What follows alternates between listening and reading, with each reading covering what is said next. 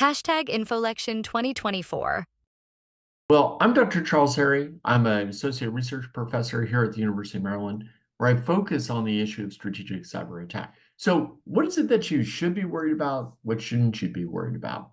Well, when we want to think about the risk of cyber attacks to the electoral system, there's really kind of three major things that you want to consider. The threat of the potential attack. So, who's actually doing the attacking against us and what are their motives? The second, which is the likelihood that these attacks might be successful. So, is this relatively easy or is it difficult to pull off? And third, what are the potential effects that we might actually see if, in fact, they are successful. So let's talk about the threat first. So who is it that potentially would want to even attack us?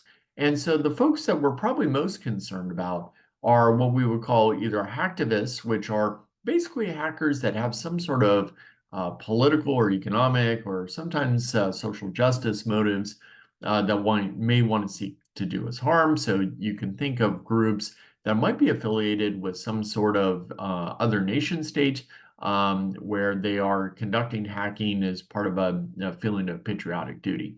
Another type of threat actor we might actually be concerned about are specific nation states, the hacking organizations that are directly tied to that particular government. And there's all sorts of countries around the world that may not see eye to eye with the United States. So there's going to be only a set number of hacking groups and individuals that are going to be able to and have the motive to really conduct attacks against the United States. So not all threat actors are of real concern here.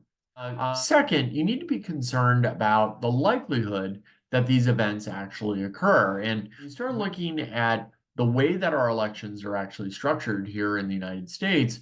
It's not a single system. There is no one computer that, if attacked, is going to completely upend the election. Generally speaking, the infrastructure, the voting machines, a lot of the other systems that support those items are going to be highly distributed.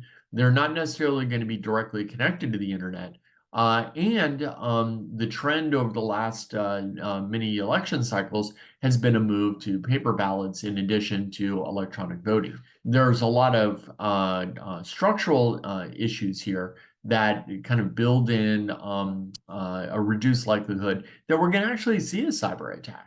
So hacking itself is difficult even when you have a single system to go after. And then third, you have to think about what are the consequences associated with a successful attack. So in order to really kind of materially affect certainly a national election, you're going to have to hit not just one or two machines, but probably dozens, hundreds, if not thousands of machines. You would also have to be able to flip very specific votes in very specific counties and very specific states.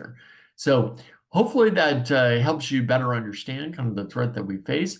But the most important thing for you to do is to head on out and make sure that you cast your vote for whatever political party and whatever candidate you believe most represents your values.